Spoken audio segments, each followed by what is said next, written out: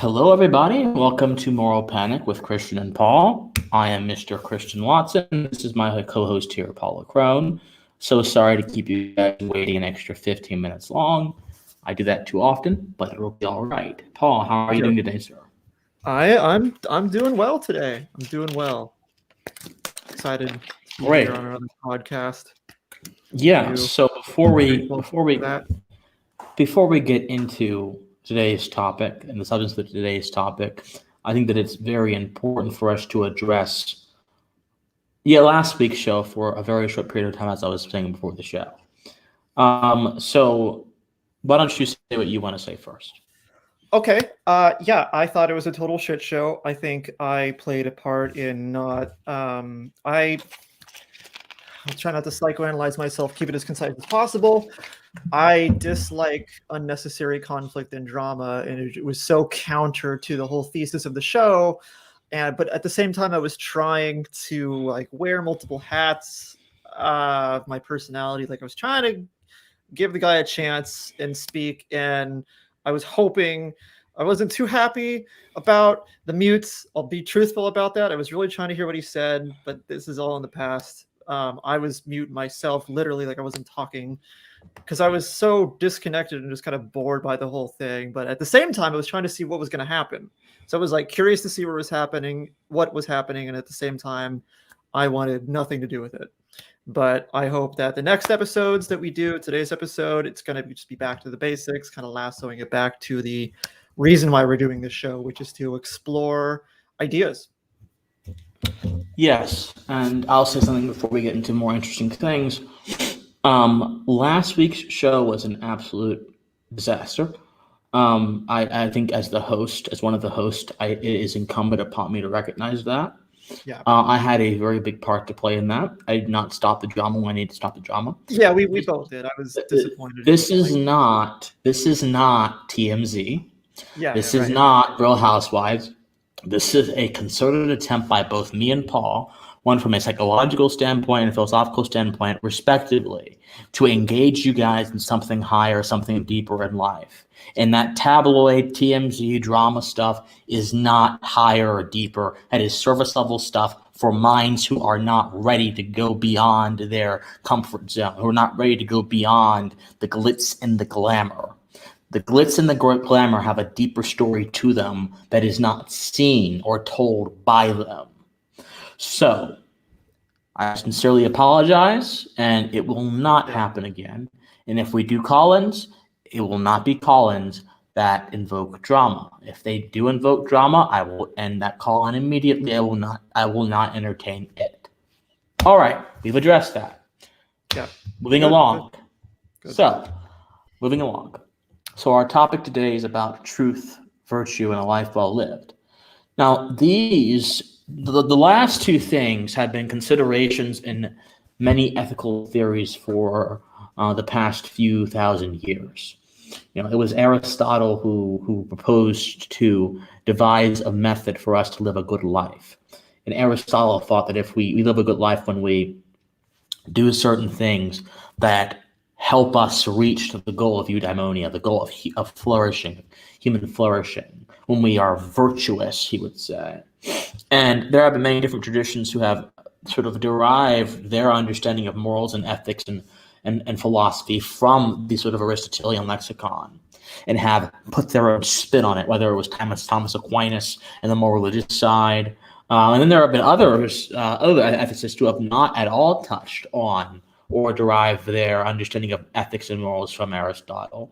Some who had their completely own separate system, like Immanuel Kant, who believed that duty and adhering to certain rules and adhering to certain moral principles was more important than simply fulfilling yourself personally and flourishing personally. So in the certain theories, the personal is removed from it, and it's more about the general, more about that which we adhere to regardless of our individual circumstances.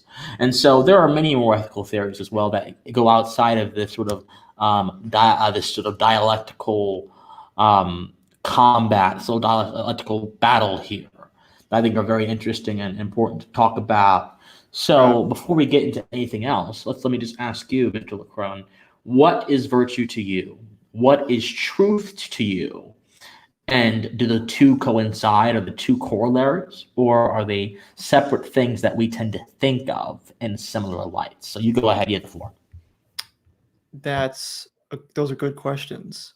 I'll answer the truth question first because for some reason it's easier for me to answer. I was going to ask you what you thought of virtue because I have a hard time understanding it, though I know the word and I know sort of the dictionary definition and what it implies. I want to hear what you want to say about virtue. So for me, I think truth is exploration. Truth is an attitude of curiosity and exploration, kind of like what we're doing now. Like we all have our own presuppositions and biases and frameworks with which we use to handle the chaos and the order of the word, to get Jungian or Petersonian, I guess. So we all have those. I think it might be impossible to completely break free of those, but recognizing that you have those either inherent or collected biases that you've picked up over your life, unexamined or otherwise, being able to just examine those and how those ideas are influencing your worldview, I think is very important to keep an open mind, and also being honest with yourself. Like I have my own biases just because the way that I am psychologically, like personality wise, introvert, high in openness, high in creativity. I see things this way. There's ideas that are sort of deeply ingrained with who I am, but that's what self-awareness is about. It's being aware of what those ideas are. So when it comes to truth, I see truth as self-awareness, but that doesn't always mean that you know everything about yourself. Self-awareness really means, I think, knowing and being comfortable with the fact that it is impossible to understand yourself completely. Because also, what's the fun in that? So to sum it up, exploration and being okay with being a fool in your own way. And speaking of being in your own way, I brought this Dostoevsky quote. I think this would be a good time to bring it up. It's super short. Do you mind if I read it to you? Go right ahead. Okay, so it goes, to go wrong in one's own way is better than to go right in someone else's. Okay, interesting. And that resonates with me a lot. Interesting. Huh.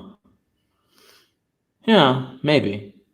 I think that quote kind of assumes, again, that quote is divorced in the broader context. You may have to fill me in a moment, but that quote from Dostoevsky, I got it right this time, Dostoevsky, kind of assumes that right and wrong have some sort of subjective criteria to them. And I'm not sure that's a proposition that I'm ready to face or ready to accept. Throughout your answer, you basically said, you made truth a personal statement, a personal quality, self-exploration, being cognizant of your biases, and so on and so forth. But I think that an understanding of the personal is not always an understanding of the external. I think truth, if we're going to understand it on a macro level, is best understood as a external quality, a quality that exists independent of my personal life, but has a lot to do with my personal life. You understand what I'm saying? So I'll use this example. A plant photosynthesizes, but the plant does not dictate the terms of photosynthesis. Yeah, Gravity is acting on me right now. It's acting on you as well, as laws of physics dictate. But I don't dictate the contents or the form of gravity, even though I interact with it every day. Similarly, I think truth binds all of us, and all of us interact with it in different ways. That does not mean that truth itself changes when in each of our own idiosyncratic ways. So let's take truth beyond the personal. Truth is not just a personal statement, not just a personal. Let's go beyond that. Sure. Beyond the personal, what do you think truth is? Well, I'm glad you brought that up, because I think it might be easy to believe that truth is just this hyper individual concepts. You can find truth in what makes you happy in the context of, your social Oh life, your no, family. that's funny. Nope, no. Happiness is the chief custodian of deceit. Sometimes The custodian happiness is the chief custodian of deceit. Like it's sweeping up conceit. No. Happy Deceit. So a custodian, someone who maintains something. Oh, okay. Happiness can maintain contains the deceit. deceit. Yeah, Oh because yeah. you're reminding yourself by what makes you happy. Yes. Bringing people down, makes you happy, but you don't realize you're being rude to people. You're happy about it. Exactly.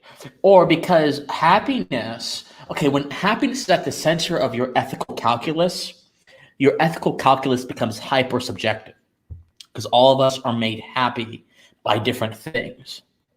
And this is my problem with utilitarianism, is that it's really arbitrary.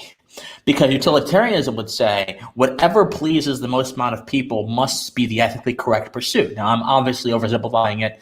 There are plenty of other ways to explain the utilitarianism, but this is the way that was opted for by people like Jeremy Bentham, who devised the hedonistic calculus, which basically said, and this is used sometimes in criminal justice classes to understand certain criminal behaviors, basically said what makes us happy is that which is an action that makes us happy is what that will be done more times, and that's how we can get ethical understanding from it. Francis Hutcheson, the utilitarian theorist, one of the ones who predated Bentham and John Stuart Mill, were the two main utilitarian theorists in that theory, said basically greatest good, greatest number.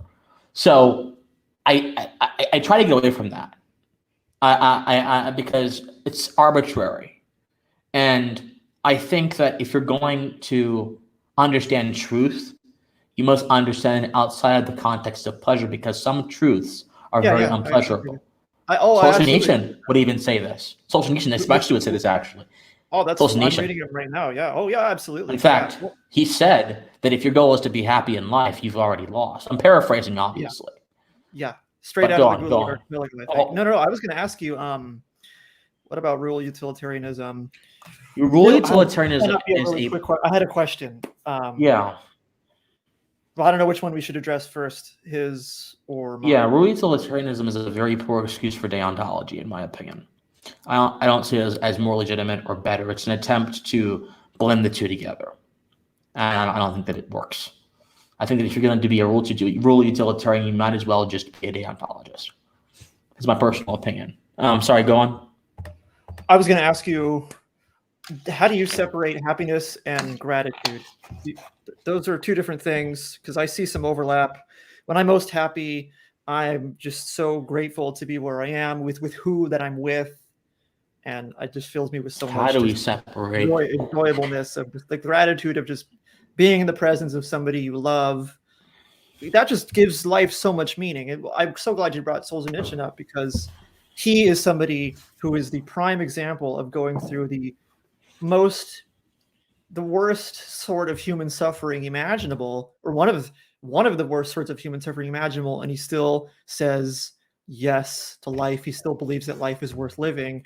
Very much antithetical to a lot of like Marxist philosophers these days who think that you shouldn't give birth to a kid because suffering exists and blah, blah, blah. And you got Solzhenitsyn and Viktor Frankl surviving their own, literally the Holocaust, and then USSR's Holocaust, essentially different, the Gulag. And they're saying yes to life, in Nietzsche's words, the great yes to life. Life is good despite all of this horribleness. And Solzhenitsyn was a fan of gratitude, to put it basically. And still be grateful. So how would you draw that distinction, though, like happiness and gratitude? So if I am gracious to something, so happiness begins as a personal statement, and it may involve external actors. That means pressures from outside of you that influence the condition, i.e., that influences you being happy. Gratitude, I think, doesn't have to be an external condition. And in principle, theoretically, you could be gracious for yourself. But typically gratitude is extended to other people. Yeah. And so if we're going to be trying to understand gratitude as it is used, rather than gratitude in pure principle, because I think understanding gratitude as it is used is probably a little bit better than understanding gratitude as in pure principle, then we should contextualize it as being a sort of external action, an action given to someone or something. Yeah. I am gracious for X, Y, Z. I am gracious for Paul Lecrone for doing Moral Panic with me. I'm giving him something. I'm giving him a bit of my emotional energy, and I'm validating his place in my life, his place in my personal business. I am grateful for the people, the very few people who are watching our show right now, and who many more who will be watching when we go off the air. I am grateful to you. But it's something you give. Yes, exactly. And that's the distinction with happiness. Happiness because is if I'm giving something, happiness. if I'm giving something to you, if we understand the law of finitude, that we are all limited creatures, we all have very finite energy, very finite abilities. We have parameters in which we exist. Then whenever I give something, until I can replenish what I've given, until I can reap and sow more and reap more, as the law of reaping and sowing would say, I have lost something. I think gratitude is one of the best losses you can have. Gratitude is one of the best. What do you mean by that? One of the best losses you can have. Like now, that's going to rub some people the wrong way. Yes. When we think of loss, we think of something. I think of something going away that was indispensable to our life. You're giving up selfishness. Like this is more than me. This is about this person. No. Well, I don't think this. I don't think gratitude is a rejection of selfishness. I think you can be selfishly grateful. Okay. Yeah. Okay. I think you can be selfishly grateful. Randian, I guess. Yeah, no, I think she was right. No, well, yeah, kind of, sort. I agree with. She wouldn't agree with me. She wouldn't agree with me. Ayn Rand did not think. Ayn Rand. So she did not believe that sacrifices were you just giving something to someone because you liked it. She believed that sacrifices were losses in value. So if you give up your values, you're sacrificing something. But if you value, let's say for Ayn Rand, let's say you value your husband or your wife, let's say you value your wife or your girlfriend, and you fight for your relationship. You go through all the blood, sweat, and tears to keep it together and keep it strong. Yeah, comfort. Some people may say, I have sacrificed a lot to you. Rand would say, you have not sacrificed anything because you're not giving up anything that you value. You're fighting for what you value. I think she's wrong. If it's ingenuine, because I can imagine there's a lot of people who would say, I've sacrificed so much for you, and you can imagine the kind of person who is being deceitful about that, when maybe they've only sacrificed like superfluous material things. Though not all material things are superfluous, but this person, this imaginary person, hasn't sacrificed more spiritual pleasures, like psychological pleasures, like comfort. Comfort, I think, is an easier one for me to wrap my head around, because it's like I value comfort, right? Like I like kind of not sweating, but I also like working out. I like sweating, and I like not being comfortable. And you can't be comfortable and work out at the same time, so I'm giving up comfort. I don't know how that relates to gratitude, though. Well, we kind of got on my original point, but let me just use the example that you just used. Sure. Rand would say, okay, you don't like to sweat, but you still like to exercise.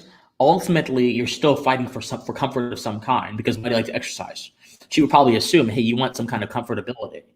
Yeah, so you're not comfortable in my own skin. Like I look good, I feel good about my body. So you're not. So for Rand, you're not sacrificing anything there. Again, I think she's wrong. I think she's dead wrong. I think she's wrong. Yeah. Look, and here's the thing, objectivists that I don't like. They redefine everything and to fit their lexicon. And that's bad. And this is actually, there's a fight in objectivist circles. So between the Ayn Rand Institute and the Atlas Society, the Ayn Rand Institute has a very dogmatic understanding of Ayn Rand and her beliefs. The Atlas Society is more of the open book. I'm very more into opening up to other ideas of the philosophers. Whereas many people in the Iron Institute just don't read other philosophers in general. And if they do, it's a very limited way. Yeah. So one's more dogmatic, one's more open-minded. Okay. So I just think that the idea of sacrifice is wrong. But let me get back to my initial point, though, because we've kind of gone away from that. We've gone away from that. Please do. So when I say that gratitude is one of the best losses you can have, what I'm saying is, if you believe in the principle of human finitude, you should accept the proposition that when our energy is directed in a certain way, that is outward, that goes outward, we give up something. So when a plane is flying, what is it exhuming? It's exhuming jet fuel. When a car is driving, a regular gasoline-powered car, not an electric car, but even the same principle is true for the electric car too. When a gasoline-powered car is driving, what is it exhuming? It's exhuming gasoline. It's getting something. It's getting something. Okay, it's losing something to get somewhere. When we are gracious for something or someone, watch this. When I'm gracious for something or someone, I'm losing. Does this make sense? Hold on. I think I'm losing my pride. Almost. Okay, I can wrap my head around that. Even if that's just for that one moment, I think I'm losing my pride. In small doses, it's a good thing to lose. In small doses, but I'm also losing the energy that I would have kept by not being gracious. I'm losing the emotional power that I would have kept. What do you mean by energy, though? What I mean is, again, we are finite human beings. We can only do so much. We can only handle so much. We can only think so much. We can only apply ourselves so much. Cognitive, emotional. Exactly. And if I'm not gracious for something, I am reserving my thanks. I'm reserving my gratitude, and I can convert it to a different unit almost. You know what I'm saying? I can convert it to a different. When I say unit, I mean like a different quality, a different thing. There's a loss. So instead of being gracious, I could just be hateful, or I could just be prideful, or I could just be something else. But I'm suffering an opportunity cost by being gracious. I'm losing a little bit of some emotion, in this instance, pride or closed-mindedness that would compel me not to be gracious. So in a sense, it is a loss. Now, it's not a total loss, though, because a total loss is something that it's not a total loss. Because when I say a loss, people are like, well, Christian, do you mean like I'm losing everything? No. You got to get the second half. I'm trying to get there, Paul. So when I say it's a loss, I mean you're giving up the opportunity for your emotions to have gone another way. Yeah, I agree with that. You're dropping off some baggage. This is how I view human relationships. It is. So, for example, I'm losing something right now by being with you, Paul. Oh, yes. Well, you could be doing anything. I'm losing my ability to procrastinate and sit down and watch documentaries all day. But guess what? That's good. Well, sometimes I do that. I need to do more pensive stuff, but sometimes I do it. Yeah. Sometimes I need to do more pensive stuff. I mean, tonight I'm just going to relax, and then tomorrow I'll get to work. Yeah, exactly. So, but I'm losing something. This is one of the but what am I losing? I'm losing bad habits. Some expediency, I think, is a good word here for this. Like expedient habits. What do you mean expedient? More expedient things that don't bring you more meaning. It's short-term pleasure or medium-term pleasure, I guess, depending on. So I'm losing expedience. Well, you're sacrificing. You could be doing something else that might be of a habit of, let's say, I'm not saying documentaries in your example, lower self, but I'm going to use the term lower self. Something like your lower self would do, like, oh, I'll just go scroll through Twitter for like an hour and kind of haphazardly do these distracting Well, I don't believe in my tasks, but then I'm lower. going to do I don't something more believe. meaningful and be I don't here. believe in a lower self. I think that myself is myself. Okay, I disagree with you there. I think we all I don't have believe in versions a of lower ourselves. self. No, I think this is the same version you get all the time. I I am mean, not the same person I was 5 years ago. well, no, It's I a didn't say different that. chemical. No. So Okay, no, well, what do you mean? so Let's okay, clarify. okay. What do you mean by that? Let me explain. Sure. So when you have this idea of the higher self and the lower self, you're suggesting that the lower self is obviously, oh God, ignore the lighting. The lower, I'm in a room that has. You're in your lower lights. self now. The light got dark. That's funny. That's funny. You're assuming that the lower self is insufficient to some degree. It's insufficient to the standard that you want. And the higher self transcends the standard that you want. Uh-huh. So what I'm suggesting is that these are not different parts of yourself. It's the same self as exercised in different ways. Okay. I'm not the same person I was 5 years ago, but I'm still Christian Watson. Yeah, you know what I'm saying? The identity.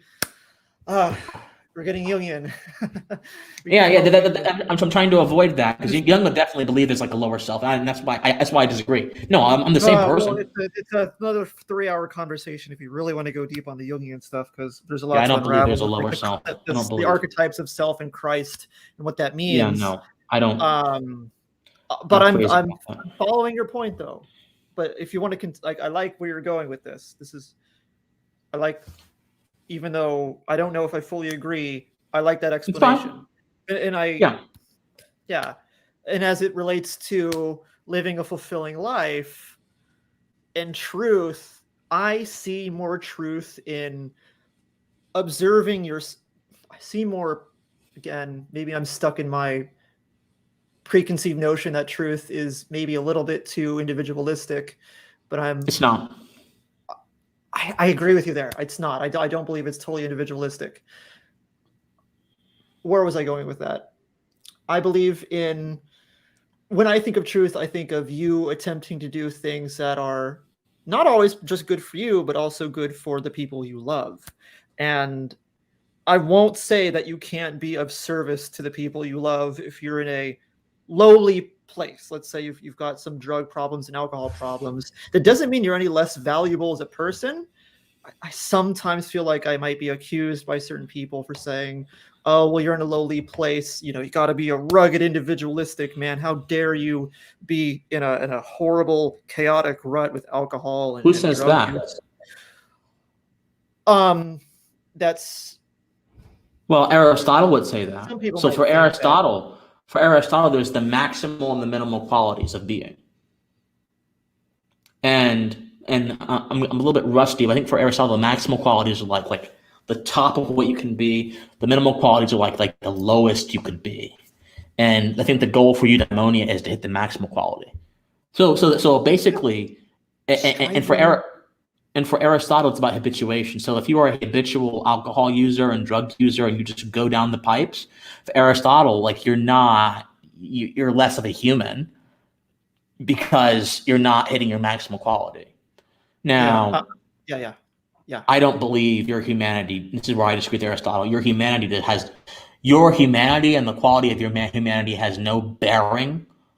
Your actions don't have an inherent bearing on the quality of your humanity. I think your actions can take you down the wrong path, but we are still all fundamentally human, and that does not change if we do bad things or good things. Hitler was still a human being, even though I think he was a pretty bad human being. But he was a human being, nonetheless. It's an understatement. Yeah. Stalin wasn't human. Stalin was a human being.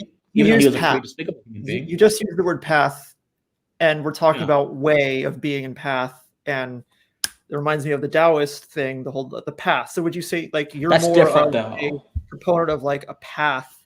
You're the same self, but you're going down a bad path or a good path. Keep going. I don't think I gotta get the lower higher self though. Keep going. I gotta get these lights on. Keep going though. Keep going. Talk about. Okay. I'm gonna be back in a moment. I can try to be more clear about the point I was attempting to make earlier. And I was going to ask you about virtue. Right now, I'm of the belief that it's virtuous to at least make attempts to strive to do the best you can for yourself and for other people. That doesn't mean asking for help is a bad thing. You're back. Yeah. Okay. So you mentioned the Taoism. Yeah. So no, I'm not suggesting. So that the path of the Tao is a path that relinquishes one's own preconceptions and desires to the universe. The Tao, the underlying current to everything. This is what was stipulated in the Tao Te Ching. This is the principle that basically animates the Taoist religion.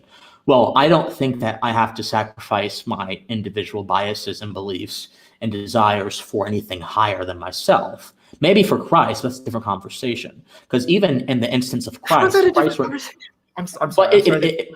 No, but it is a different conversation though, because the Tao is this sort of amorphous, elusive idea. Christ is not amorphous or elusive. Christ is quite concrete. We understand what he demands of us, but we also understand that he also demands us to be in the world, to be invested in the world, but not of the world. So to be in the world, I need to have something of my own. That's how I reason it. The Taoist says, relinquish it all, be minimalistic, try to follow the path, try to follow the flow of the Tao.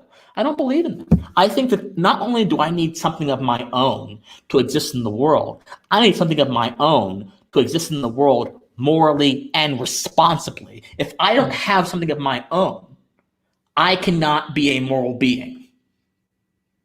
That's my belief. Okay. I get what you're saying there. Okay. What draws me, I don't think this makes me a certified Taoist.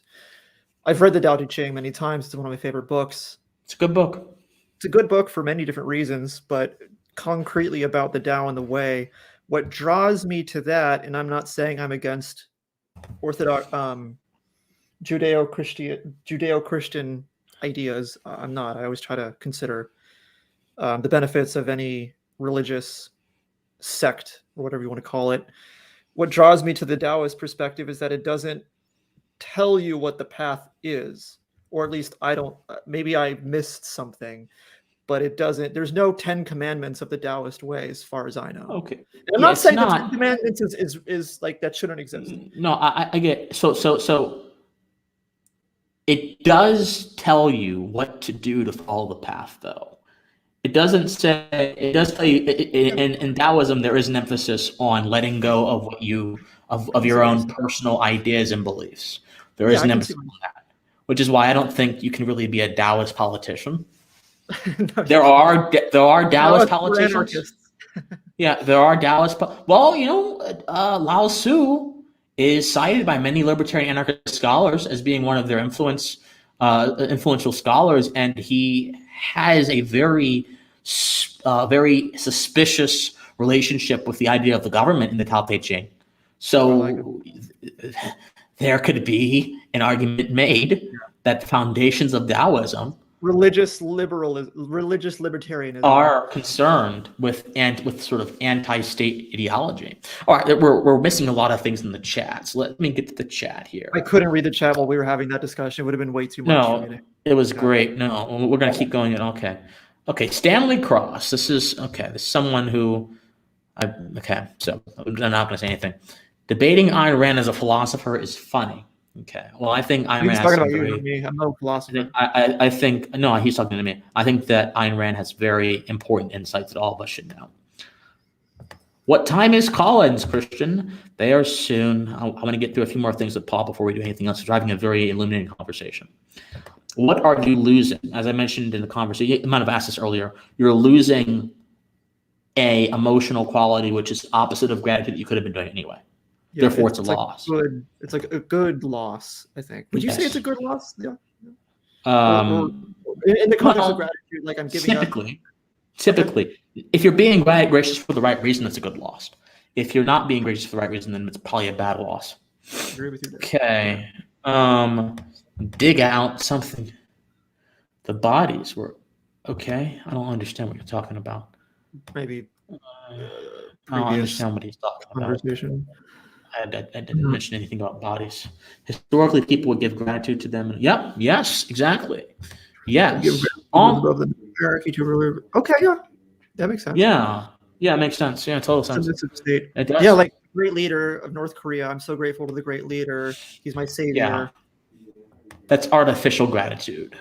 Absolutely, 100%. That is artificial gratitude. That's gratitude for the sake of living. Gratitude qua being. Enforced gratitude. So that is. Yeah, yeah, exactly. And that's not real gratitude. But yeah, so love, real love. You're not allowed to love totalitarian. Exactly. So, I think we've gone down a very interesting path so far. Where else do you want to take this conversation? I wanted to ask you about virtue. Exactly. That's right, Fulcino. Yeah, as I mentioned, Ayn Rand raises sacrifice as a value forsaking, as giving up values rather than giving up something else, like giving up energy, giving up opportunity. If you value opportunity higher than anything else, okay, yeah, then you sacrifice according to Rand. I think she's wrong. I stated I think she's wrong. I respectfully disagree with her. Go on. Sorry. No, I wanted to ask you about virtue. I guess, first of all, what do you think virtue is? This is a very difficult question to ask a moral philosopher. I understand that. Yeah, it's all you guys talk about. I think virtue is adhering. Okay. Virtue is adherence to moral duty, in my opinion. Okay. Yeah. So it is as negative as it is positive. When I use the words negative and positive, I'm not making a value judgment out of those words. I'm using those words in terms of action. I'm describing the quality of action. So I believe that virtue is negative insofar as if I am respectful of you by not infringing upon you and your stuff, your life, but that isn't, and that means by withholding from certain things, like not defaming your name, not destroying your property, not destroying your life with lies or whatever. Yeah, I think I'm acting virtuously. When I am kind to you, and I treat you with a sort of jovial sense of being, I'm acting virtuously. I think that there are many things that are virtues. They're just good things to do. Aristotle believes that virtues are more than just good things to do. They're things which mold who you are as a human being. And maybe, but I don't know. I think that as human beings, we are rational creatures. And what keeps us what we are, above the animals, above the beast, is our condition of rationality. And honing that and using that to subvert your passions is what keeps us human.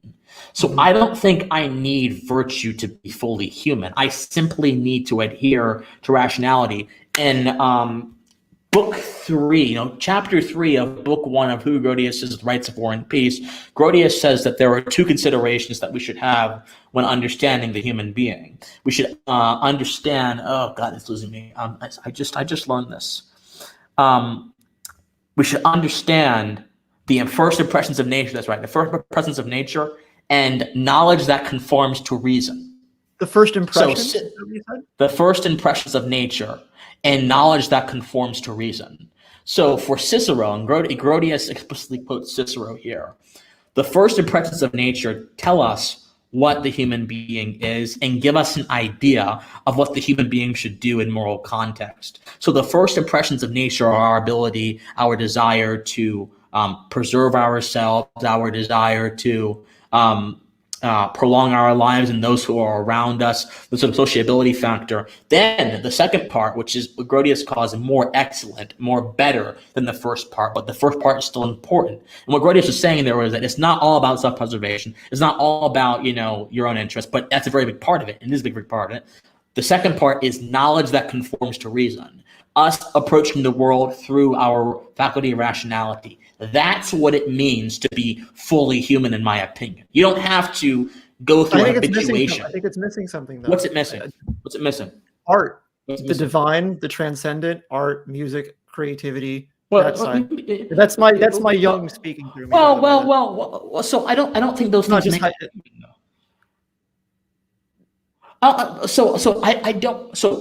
I don't believe humans are simply rational creatures.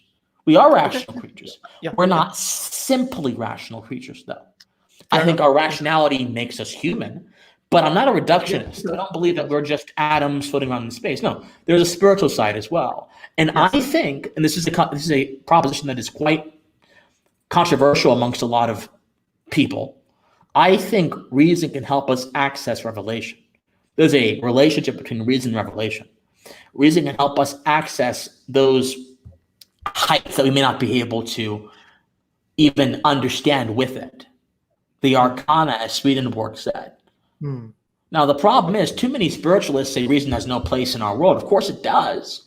By acknowledging its limits, you give it a place in your world, a proper place. Yeah. Right? A reductionist would say, no, Christian, all you are is atoms in a cup of cells and a cup of meat. Yeah, that's called nihilism too. Yeah. Hobbes said, what more is a human being than like this automaton that's like a circular, like a factory part moving? That's what Hobbes said. I'm like, huh? That's how murderers think. Oh, it's okay if I kill this person. It's why Hobbes believed that human beings could be subjugated because they were all terrible. We're dispensable. Like we're all just dispensable cogs in a cancer upon the planet. Yeah, keep going. So, me? Yeah. Wow. Well, I don't believe that we're all purely spiritual beings. We should discard reason and rationality. And I do think that nuance is important if you are of the more literary, more Jungian in your psychological apparatus of how you think. It's a balance. It's a balance between the cognition and the imagination. Stanley, humans are not defined by rational. Reason allowed, then rationalized. I never read the comments. Reason allowed, then rationalized chattel slavery. That doesn't follow. That proposition does not follow, Stanley. Just because reason is used for. Go on. No, go on. Oh, you want me to say it? Well, don't be rude. Just be faithful. Be faithful, man of faith. Be faithful. Speak of my truth. No, I'm not attacking his character. I just thought it was some sly remark. I need a fork for this word salad. All right, Faultino's not happy with me at all. Okay. Hold on. Okay. Be precise. I assume you're talking about the term sacrifice. I will continue to stand by my proposition that sacrifice is not about values. It is about something else. I can value something, give it up, or I can not value something and still give it up and still sacrifice it, in my opinion. I don't think sacrifice is about values entirely. And if we're Christian to say that people in the Iron Institute don't read other philosophies is a slander, for they argue against all those using those. So okay. They read some other philosophers, and I mentioned that. They read some other philosophers, yes. But they are not really concerned on the whole with other philosophical schools of thought. They read Aristotle a lot. In fact, I respect a few of the scholars over there, like Greg Salmieri. I know Greg, he's a very nice man. He's watched some of my content. He's a very smart man. He's helped me talk about Aristotle a few. He has some great essays on Aristotle and Kant and Rand. But there is a very particular lexicon of philosophers that the Ayn Rand folks at the ARI deal with. In the Atlas Society, you have many more. You have people like Stephen Hicks, who will read all the postmodernists and give a very detailed, one of the best books explaining postmodernism out there. And that's more of what I want to see from the objectivist camp. And the Atlas Society has that. ARI doesn't really have that. That's just, the utilitarianism assume that each person, does the person doing the analysis assume that? No, utilitarianism assumes that, the utilitarianism assumes that quantity is king. The amount of people who will respond who is the amount of people who respond positively to something establishes the basis for correct value judgments. Otherwise, yeah, we can just have candies and cakes all day, but that'll please a lot of people. Exactly. For work. Yeah. Did you want to talk about the Enlightenment? Stanley Cross did mention the Enlightenment. Oh, Jesus. Stanley Cross has maybe they don't fascination. I take back that snide remark. I feel bad if somebody doesn't, a native English speaker. I don't know. I haven't met the guy. No, Stanley's been in my comments for a very long. Stanley's been in my comments for a very, very long time, correcting me about my grammar and things like that. So he's just being a pain in the butt right now. But so Stanley, we're not going to get into this, Stanley. Okay. Just because some people use reason the wrong way does not mean reason is itself bad. This is basic logic, Stanley. You should know this. Moving on. Jesus. That's where I found him, making a living underneath the queen. Jesus Christ. Okay, I don't understand that. Norm Macdonald. I don't know who Norm Macdonald is. Come on, Carson. But yeah, so when would you like to do call-ins, Paul? We can do now if we want. Okay. Guys, give me 2 minutes. Give me 2 minutes. I gotta just make sure everything's all right, make sure the lights are gonna be fine, then we'll do call-ins. Here's the link in the meantime. If you guys wanna come in and talk to me or Paul, click the link and I'll let you in. Carson, do not troll. That's all I gotta say. So if you guys want to come in, any of you, just talk to me, Paul, click the link and you'll come in. So 1 second. Yeah, he did say rational defines humanity. That's why I wanted him to clear that up, and I think he did. It doesn't totally define humanity. He and I think, are of the same opinion that humanity is not defined. What separates us from animals, it's not just one thing. Yeah, we have rationality and we have imagination. With animals, the imagination thing is sort of more ingrained in they can't think in the way that we do. Long story short, it's a mix of rationality and imagination. It's not, or spirituality, or whatever you want to call it. It's a mix. It's always a mix. Humans are complex. Cognition and imagination. It's never just one or the other. Generally speaking, what makes a person a person? Generally speaking. Yeah, generally speaking. I think reason is the primary distinctive factor, which yeah, absolutely, Stanley. Of course. I mean, I don't know, yeah, if you want to, Stanley, sure. I don't mind. Yeah. You like to argue in my you like to argue in my comments a lot. Let's have a pensive conversation. Okay, let's go our first person of the day. Please don't troll, man. If you troll, I'm gonna be very upset. I'm gonna be very upset with you. We're taking I'm gonna be very upset. No, Carson's been on before. Yes. Well, Stanley's not in the chat yet. He's not in the back room yet. Oh. Yeah. So until he comes, he doesn't even mean to piss you off. Okay, then Stanley can come on, please. Come on. Yeah. Okay. Come on, Stanley. We're waiting. There's a difference between reason and rationality.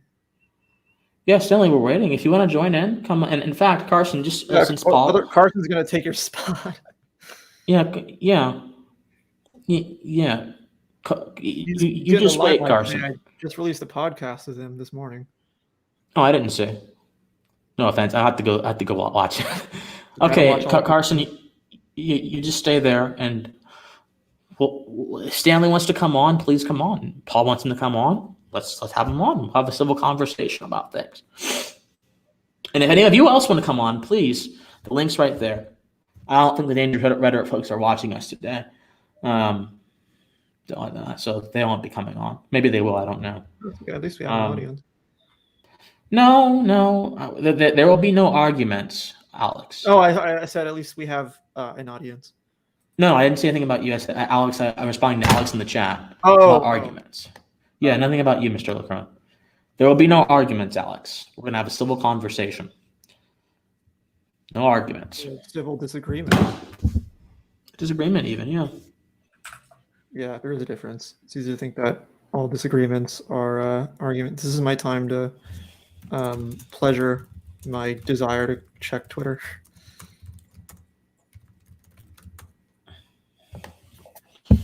Okay, that's it. It's all the checking. How are reason and rational different? I read something on this. I don't know what book it was. You might be able to answer this. Well, they aren't different. Or So maybe rational is a quality of reason. Rational is the action of reason. So grammatically and etymologically, they're not different whatsoever. To be rational is to be of reason. I mean, that's a simple fact. All right, hold on. sure. Okay, you're gone. How are y'all doing tonight? Feels like I'm doing stand-up. Need to do some crowd work. Who dare argue against Christian Watson? A lot of people. A lot of people on Twitter. On twitter.com, probably. And he's back. Oh, yeah. A lot of folks argue against me. Plenty of folks argue against me. That's fine. Hi, Stanley. Hey there. Hey. How are you? know, I really don't. I really don't mean to. I think it's a good faith argument. There are just some fundamental things that I disagree with, and I'm going to just define myself. I'm not a philosopher or anything like that. Okay. However, I have some fundamental problems with the Enlightenment specifically, and essentially the Enlightenment founded the U.S. Would you agree with that? I mean, I know who founded it, but many of them were really into Locke and to a lesser extent, classical Greece, definitely, capital or ancient Rome, that sort of thing. And I can agree with you, take the good things from the Enlightenment, but you have to be, to quote, fair and balanced. The Enlightenment was not all good. Okay. So there are a few things I just want to get out of the way starting off. One, the Enlightenment did not found the United States of America. Men who were influenced by that might be a little bit much. But I'm sorry. Go ahead. The Enlightenment did not found the United States of America. Men who were influenced by particular aspects of the Enlightenment founded the United States of America. The Enlightenment was a very, very broad movement that had a lot of different philosophies, a few overarching themes, such as an emphasis on human reason, secularism, things of that sort. But the Enlightenment, or was it a philosophy in and of itself? No, the Enlightenment itself was not. So the Enlightenment itself was a period of history in which certain ideas seemed to converge and come out of a particular area of the world, and in this case, mostly Europe. So it was not itself Enlightenment philosophy is a misnomer? No, it's not. Well, again, if you want to define philosophy through historical context, which is what we do in the history of philosophy, then that's fine, but I think that it's not really specific. So it's not a misnomer, it's just not really specific. Okay. You enlighten me, but I kind of disagree with that because we tend to do ages like the space age. I mean, it's a broad category, but there's certain trends within an age.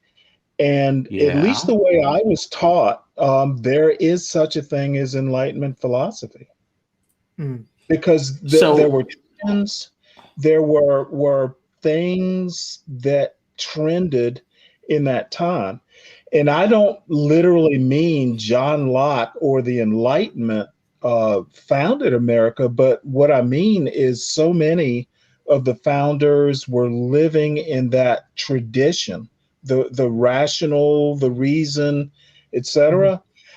It's a rhetorical device if you want to, I guess you could argue that, but America is an Enlightenment based country.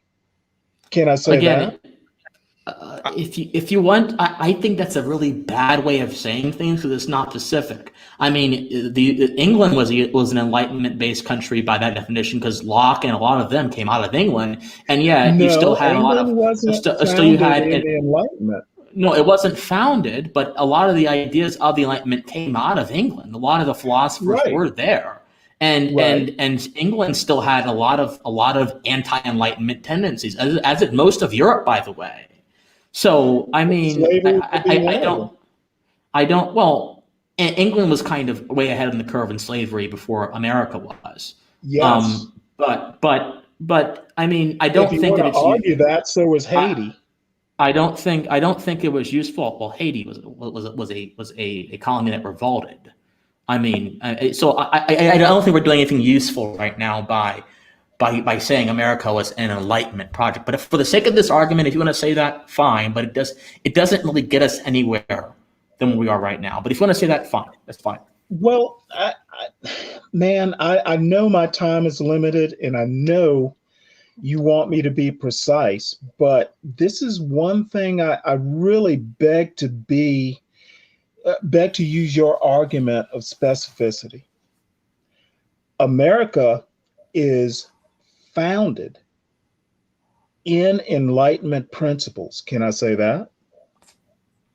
If you want to, it grits my gears. But if you want to, fine. If you want to. Well, correct me then. I'll defer to your opinion. I mean, technically, the historical period of the principles that America is founded upon, they did come about in the mainstream in the Enlightenment, but a lot of the principles that America was founded upon, namely natural law, actually predate the Enlightenment. They go all the way back to Francisco Suarez, one of the Spanish scholastics Right. who derived things from Thomas Aquinas. Like they predate, and then back to ancient Greece Well, almost. So okay. if you really want to, Okay. if you really want to go there, but fine. Look.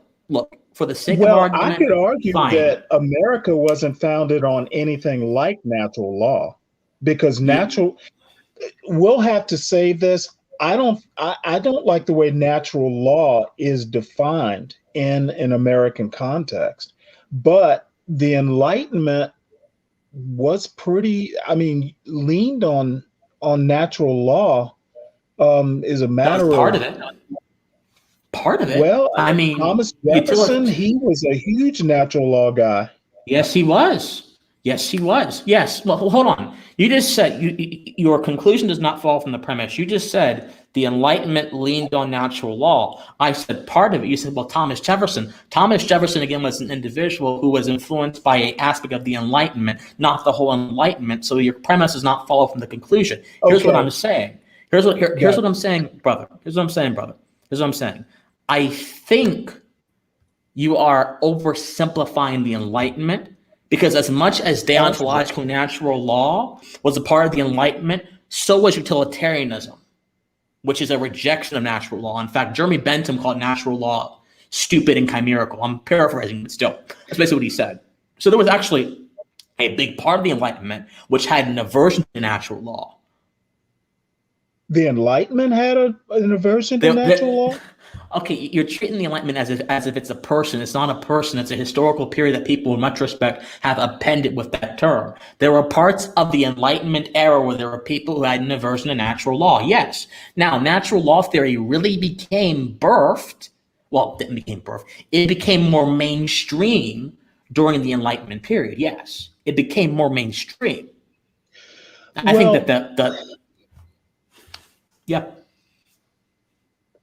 You bring up utilitarianism, and essentially what you're saying is utilitarianism and natural law are pretty much oil and water. Maybe that's too strong a term.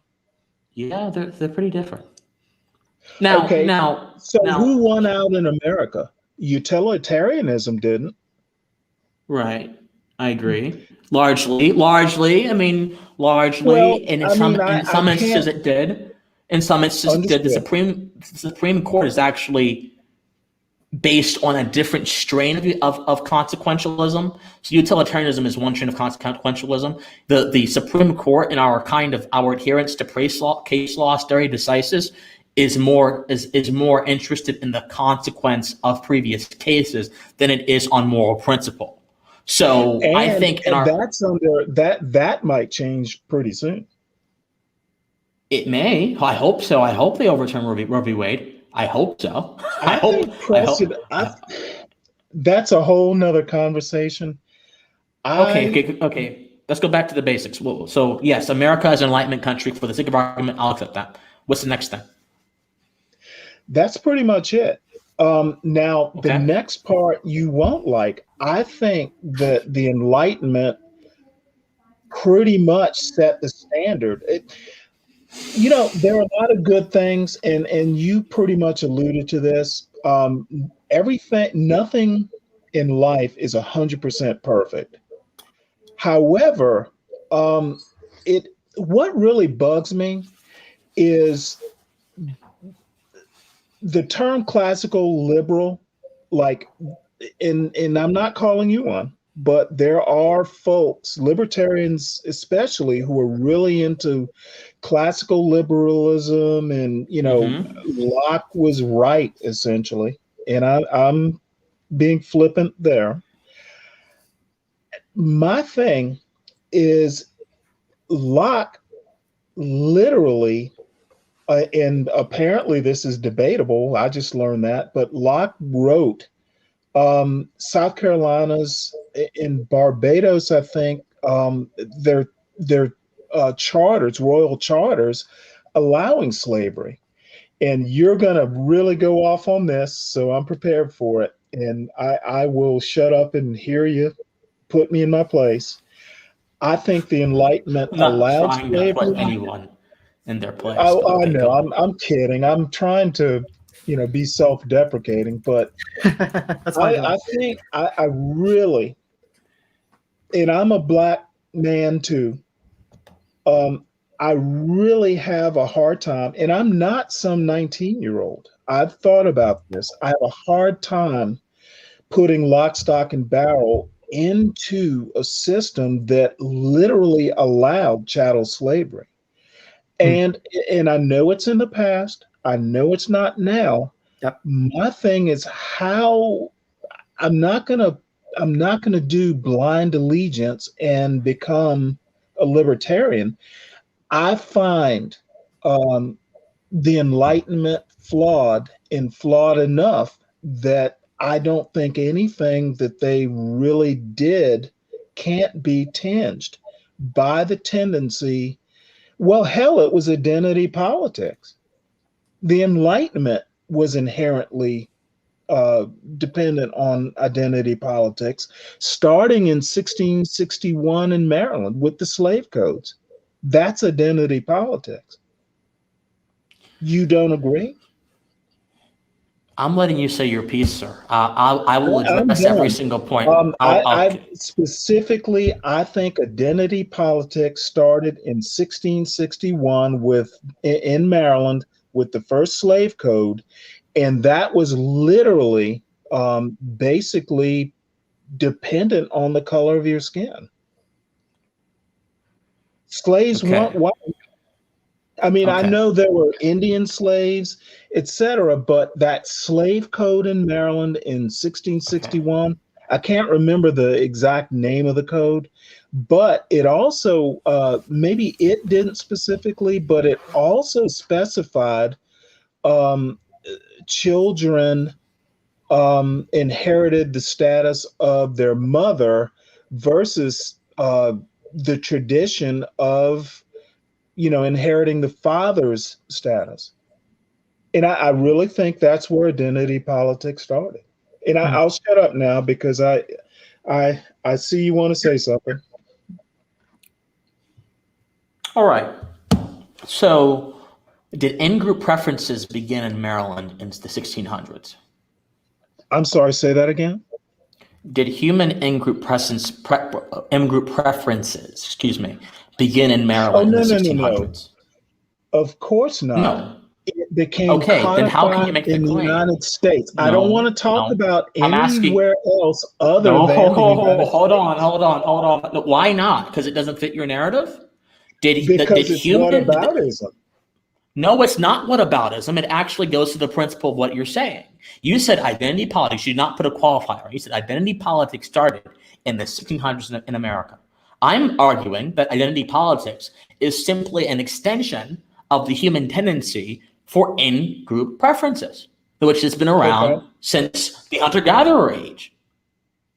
Okay, so The, how the does danger, that my justify? friend, the danger. I'm not justifying anything right now. I'm trying to get some definitions down. Let's not get it twisted, okay? We're not justifying Got anything it. right now. The Okay. danger of oversimplifying history and reducing philosophy to a particular historical error or a particular idea and historical error carries the same weight as the danger of trying to link the origin of certain undesirable ideas to a place you're trying to critique. It removes the nuance necessary to actually understand the subject of your critique, which I believe you do, but you're not your argumentative actions are not showing me that you do. I think you do because you're a smart guy. You have enough gall and grit to critique these things, and I appreciate that. But let's argue accordingly. All right. Now, let's get to the thing about Hey, John Locke and hey, slavery. Christian, can I Yes. ask you one favor? Define the terms. You said What do you mean? argument according to I just told you, what? argue accordingly argue accordingly in the attempt to understand the subject deeper. I think you already have an idea of what America is, and you're trying to proceed from that premise. So there's a difference between Define being the terms. what terms. I just Well, told you that you have an idea of what America is that is rooted in right. ideas of identity politics and slavery, and you're going from that premise rather than actually trying No, to investigate what it's America rooted is. in the Enlightenment. Oh, what is that? But again, that's a meaningless phrase. That's what I've been trying to express to you throughout this entire conversation. It's a meaningless phrase. Okay, so when you say America, you mean the you mean from 1776 forward. Can Sure. we Yeah. can we define that? So you don't want to talk about 1661 or anything? Let's I start with don't, 17 let's start with 1776. okay. Okay, my contention is that the Declaration of Independence, and I do know that Jefferson actually tried to get in mention slavery in the Declaration, so I'm aware of that history. And he was a complicated man. There's a whole nother show on that, I I guess. know. I know. My point. I'm sorry. You were going to say? Go on. Okay, my point is that slavery, which I think was allowed by the Enlightenment, is the basis of the American project starting in 1776. And therefore, the contradiction and my basic premise is anyone, at least of color, and I know I'm being identity politicky right there, but you cannot expect a thinking black man to really put, I don't, just let me throw this out and don't judge me till I finish, please, because I know you're going to leap on this. It is hard for me as a black person from the South who has seen some things, um, put lock, stock, and barrel into the Enlightenment and in a country that is pretty much rooted in a philosophical age or a trend that allowed slavery, then write a document. Declaration of Independence is one, Constitution is another, as a compromise. Essentially, there were plenty of founders who didn't want slavery, who would have abolished slavery, but in compromise with Georgia and South Carolina, this is how the Union was formed. It was founded on a compromise, which is perfectly acceptable. However, there's a huge portion of the population, if you include Native Americans, there was a huge concession. It wasn't a compromise; it was a concession. A concession of one. It We've switched was subjects now. it Well, no, it was a concession. Basically, if all men are created equal, there was a Yeah. but, No, there was. Okay. So which again, you're was a using the. concession. Okay, Stanley, sir, I have let you. I have even stopped my own proposition. I've stopped Got it. exploring yours to let you speak. Please, Yes, sir. try not to interrupt me anymore. I'm trying to get a point across. Okay. Let's go back to John Locke and slavery. Now, look, I have absolutely no knowledge of the charter thing that you're mentioning. It's plausible it could have happened. It's plausible it No, didn't happen. it's literally true. I have. Oh, okay. Let me finish, please. Excuse me. Let me finish, please. I have to be able to speak if this is going to work. Please let me finish. I have no knowledge of that. I will investigate it later. But that has no bearing on the principles that Locke was a vessel for. So let me read to you the first few pages, or actually the first few sentences of the Second Treatise of Government, which is Locke's statement of principles. Locke says in those first few pages, slavery is so vile and miserable in a state of man, and so directly opposite to the generous temper and courage of our nation. He's talking about Britain. That 'tis hardly to be conceived that an Englishman, much less a gentleman, should be plead for it. And truly, I should have taken Sir Filmer's Patriarcha, as any other treatise, which would persuade men that they are slaves, and ought to be so for such another exercise of wit, as was who writ the Economium of Nero, rather than for a serious discourse meant in earnest, had not the gravity of the title and epistle, the picture in front of the book, and applause that followed it, required me to believe that the author and publisher were both in earnest. So Locke is basically saying slavery is so evil, it's reprehensible, and it's ridiculous that I even have to talk about how it's evil and reprehensible, and I wouldn't have to if there wasn't so much approval behind Sir Robert Filmer's tract. Now, Sir Robert Filmer was an individual who was arguing for the divine right of kings. He was the sort of punching bag for many of the sort of Lockean types in Britain, whether it was Locke himself, whether it was, I forgot who this other guy's name was, he was a British Republican. He was a punching bag for a lot of them, who they came up with the idea of a Republican government, of having a government built upon individualism, built upon natural rights. This was Locke's statement of principle. Even if he was personally inconsistent, that does not mean his principles, which are the subject of the Enlightenment, allowed for slavery. All it means is that people were inconsistent. And guess what? People are inconsistent, Stanley. I'm not. What do you mean, come on? What do you mean, come on? You're conflating two things. You're conflating two things. The principles have nothing. But let me finish. The principles have absolutely nothing to do with what you're accusing. You're accusing men of something. And yes, all men are imperfect. And I do not excuse the imperfections of Locke or of Jefferson, who, by the way, had sex with one of his slaves and had babies, had colored babies to them as well. I don't excuse any of that. But I do not sacrifice the principles that they stood for, the principles that are being let me finish. The principles that were constantly being worked on through the process of institutions and human legislation.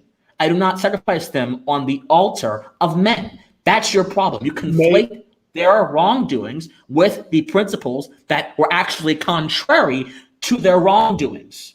That's the problem, yes, sir. Stanley. Now, may I respond? Go ahead. Where's the follow through? What? Where is the follow through? If they are principles, I'm going to assume they are like operating principles. You can believe in one thing. Partially. Well, may I continue now? Go on. Where is the follow through? If that's your operating principle, where was the follow through? And it wouldn't be significant if it literally didn't affect the lives of millions of people. Okay. How about in the abolitionist movement? How about in the legal abolition of slavery, the 13th Amendment? How about in the eventual Civil Rights Act? I mean, what do you mean the follow through? The follow through was quite literally. No. Let me finish. If this conversation is going to work, let me finish. The follow through happened when the consequence of Enlightenment principles were able to be executed and completed. You could not have had the abolition of immoral institutions if this was not a country founded upon Enlightenment principles. That's the follow through. Well, my contention is it wasn't inevitable, and What? I don't think it was inevitable. What? The abolition of slavery? Yes, I don't think it was.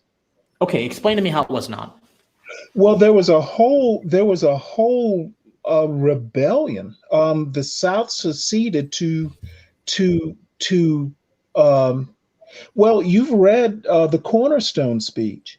Yes. There was South. half the country at the time left because they wanted their way of life. I don't think it was inevitable. I do. Especially even in the South, by the way. Emancipation happened because the North won. No, that's not entirely the truth. So I do think it was inevitable for a few reasons. Number one, if you're going to have physical freedom, you must first have spiritual freedom. Many of the slaves in the South it's the truth. You must have spiritual freedom. You must be free from spiritual binds. What do I mean by that? Your mind must be free. You must be able to operate under a set of concepts that will allow your actions to be amendable to actual freedom. The slaves in the South, even though they were physically in chains, were singing spirituals. There's 12 gates to the city. I'm going to sing and shout when I get to heaven. And they were priming themselves for actions that allow them to manifest that result onto earth. And then when you have someone like Harry Tubman comes along and helps them, many of them who are already spiritually free, get physically free, it falls into place. This is why Machiavelli says, if people remember their ancient liberty, you cannot conquer them, you must kill them. So that's the principle. The principle of spiritual freedom is partially why slavery fell. Number one. Number two, now we're saying it would not have been inevitable. Of course it would have. The invention of the cotton gin was making slaves, labor, pretty much a sort of waste of resources. So I do think, yes, and it's not a myth whatsoever. I do think with more economic advancement, slavery would have been more slaves to be you're not letting me fields finish. picking cotton. You're not letting me finish. With How much longer do you have the discussion though? And I not because it's going in a particular direction, but just for the sake of having other people on. I don't mean to say that it's a fruitless discussion. I thanks for coming on. More so just to have other people on. I didn't know where you wanted to go with that length. Okay, I'm gonna give him 3 more minutes. I'll give him 3 more minutes. Okay, fair enough. Okay. The problem with your entire analysis is a few things.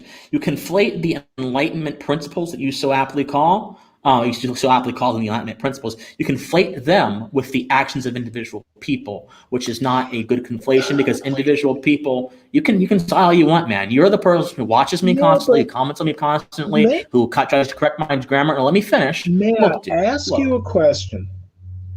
What? Individuals are influenced by movements, correct? I mean, individuals This is a sort of monomaniacal viewpoint of people, and I cannot stand monomaniacal viewpoints of people.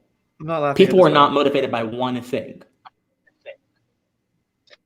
No, but they are influenced by culture, correct? We've lost him. Oh, I'm still here. Oh, okay, go on. Sorry. Individuals are influenced by the culture they live in. Would you agree with that? Sometimes, yeah. I can have an influence, but I would argue. Okay, go on. I would argue much of the time. If this influence was domineering, if this influence was domineering, then I highly doubt that countercultural movements could exist. They exist for a reason. Abolition exists for a reason. Well, I'm not going to have the time to really go into detail. I disagree with your analysis, but That's fine. It's not like I'm bitter about it. I just think that. Well, I think the same thing you do. I'm not reading enough. Maybe I don't know enough. I think you know enough. I don't think that. Don't ascribe thoughts to me, dude. Don't ascribe thoughts to me. Well, no, Please I don't think expect lots you're to me. smart. May I think that? What would you say? I think you're smart. That's I nice of think you. you're informed. I just don't think you're right. That's fine. Hey, dude, you don't have to disagree with me. You don't have to agree with me. But what I would Got it. appreciate is if you agree with me more respectfully, because the kind of conduct you've had on my videos has not been really respectful. And that How happened again. so? Well, one time you tried to correct my grammar. I didn't Well, appreciate that. oh, Especially when like correcting your grammar is hostile? well, if you do so in a manner that substitutes for disagreement, I think so. Yes. I made two small mistakes that were barely noticeable, and you decided instead of actually responding to the content of my points to correct my grammar. That's offensive to me. I'm Yes, sorry I offended you, but you're also assuming there was malintent. It really wasn't. it looked like that. Maybe I'm wrong, but it looked like Well, that. Yeah, you know what? Sometimes I can be a little sarcastic, so it was yeah. I don't appreciate not that. understood. I'll know All not to be right. sarcastic Okay, anymore. No, Stanley. do we want to do somebody else? Stanley, thanks Appreciate for it. coming on. Yes. I like the All way right. I said this in the chat. I like the way you approach the conversations, all things excluded with what happened at the end there. We appreciate you coming on. I feel bad for that Yeah. stupid snide remark I made earlier.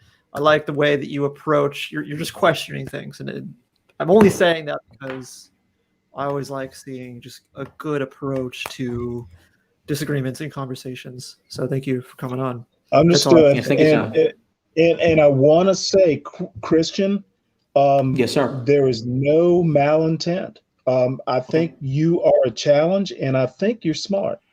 I wouldn't have I even appreciate it. bothered taking your opinion seriously had you not been. Stanley, I appreciate it, and please feel free to come back on anytime you want to. Yeah, no malintent. I like that you brought that up. Yeah, Thank I you. don't see the same from you either. All right. Thank you, Stanley. Appreciate it. Look, I will entertain anyone. In fact, I like being disagreed with. I like that Oh, a yeah. lot because Yeah. it keeps me sharp. And no, this is course. nothing like last week. Last week was unmitigated TMZ type drama. This was an intense philosophical No, that was foundational totally conversation. different. Totally different. Yeah. So this is nothing like last week. If you guys want to come on the show, please, the link is in the chat. I really appreciate it. Look, Carson, I'm going to get to you. We're going to get to Carson, Paul. My apologies. We're going to get to Carson. Yeah, we should give people like a month-long wait for them to come on again, so that we can We're going to talk get to more Carson. people. Yeah, well, we'll wait 5 more minutes, and if there's no new person, but I want to hear what Carson has to say. You can just listen to my podcast then. Then you'll know what he has to say, because he was on it. We had a good time. Talked about anarchy. I asked him I grilled him on how things would work under an anarchist society, beyond it just being a thought experiment. Again, exploring I'm not sure that really would. different. Well, you might have to listen. Maybe you might be persuaded otherwise, or maybe not. We'll see. I've heard a lot of arguments from anarcho-capitalists. Anyway, if you guys want to come on the show, please, the link is right here. It's on the screen now, too. Not that you can click the screen because you cannot. But we will have Carson on. My apologies, Polly. We'll have him on a little bit later. My apologies. Apologize for having him on. It's funny. Yeah. Well, okay. Well, I guess we won't have him on then. He just left. Okay. Okay. I guess you will not have him on then. Oh well, if he comes back, he will. All right. Fall Chanel's in the chat. We've had him on before, but I like what he has to say. Let me step away for a second. Okay. Ooh, full-end show. And probably destroy. Oh, whoa, that sounded bad. Oh, you're back. Okay. Cool. Hello. Hello. Probably getting his mic set up. Zoom Yeah. era, technical difficulties, as per usual. Can't get around that. It's hard. Setting up mics and webcams. It's complicated stuff. Private chat. We'll try to figure out mic. Oh, okay, yeah, I was having some mic problems. Technical difficulties. Okay. Again, if you guys want to come on the show, please come on. Yeah. How we all doing tonight? It's the second time I've asked that question. Or today. It is a beautiful day outside, sunny, California. Here I am doing a podcast. Oh yeah, you're in I'm California. here. I'm sacrificing a How's- lower value for a higher value. Or Yeah, however it doing goes. doing that Ayn Rand thing, right? Or however it goes. I don't remember. I'm doing well. Grateful to be here. Yep. As always. Yeah. This is always the hardest part of the show, is keeping people entertained while we wait for technical difficulties. Okay, he's returned. Okay, cool. Never mind. Like the prodigal son, I have returned. Oh, that's an Hello, alt Jason. Faustino. I saw you How there. are you doing? Hi. I'm doing well. Thanks for having me back on. Great discussion in the chat today. Yeah. Yeah. Yeah, it was something else, wasn't it? Yeah. I think it was good. Quick logistical question. I had dropped some comments into last stream prior to it actually starting. Do you see those, or did they just Yes. not get addressed due to the flow of things happening? I think I did see those, but I don't remember them. So if you want to, if you want to veer off topic, please. I don't care. Mm-hmm. We went way off topic in our last call, because the conversation was about truth and virtue. Went over to the foundations of America, which is, hey, a good topic to address, and may have some implications for truth or virtue. Well, more so for virtue than anything else than truth. But yeah, please go on. So if you want to ask anything, ask anything. Yeah. Well, some of them are also relevant in today's conversation. So one of them was about the intellectual dark web. And I think a lot of people saw its value because the members, would veer out of orthodoxy and would be willing to talk to all different sorts of people on all different sorts of topics. And you just said you were willing to dialogue with all sorts of people as well. So I'm curious, are there people that you would not be willing to dialogue with? Yes. So I would never talk to Richard Spencer. I would never talk to Jared Labor. Is that his name? The American Renaissance editor. Jared Labor, I think. Something, the American Renaissance person. He's like a intellectual rights supremacist. Jared Taylor. Jared Taylor. I would never talk to him. I would probably never talk to Stefan Molyneux. I'll probably never talk to Nick Fuentes. There are people I wouldn't talk to, not because I'm afraid of their ideas, but because I think they're not motivated by a desire to understand people. They're motivated by a desire to push their ideas as aggressively as possible, and to get them implemented into policy. Taylor, for example, is motivated by the idea of establishing a white ethno state in America. I don't think any amount of conversation, since he is intellectually invested, he's burnt thousands of kilowatts of intellectual energy going towards that aim. I don't think he would even for once consider that he could be wrong. I follow the Robert Nozick school of knowledge. Robert Nozick says in the beginning of Anarchy State Utopia, his magnum opus, but Invariance was pretty good too. But his magnum, he says that, look, there are a few things that I believe to be true. Individuals have rights, and there are certain things that you cannot do without violating those rights. But you should still have those thoughts open up to revision if reason shows you that they are incorrect. That was Robert Nozick's opinion. Now, Murray Rothbard and Hans Hermann Hoppe, whose birthday was yesterday, by the way, that cretin, he, in the foreword to what was it called? Rothbard's book about ethics, the liberty ethics, something about that. In the foreword to that book, Hans Hermann Hoppe said that he ridiculed Nozick as a sort of celebrity-type-esque academic who was amenable to public audiences because he was wishy-washy with his ethics, because he wouldn't commit to positions. Well, Nozick committed to many positions. He spent his entire book brilliantly articulating those positions, but he wouldn't say that he wouldn't change his opinion if reason told him to do so. And Taylor and Fuentes and Spencer are cut from that same cloth of epistemic rigidness that I have no interest in dealing with. So that's my answer. Mm-hmm.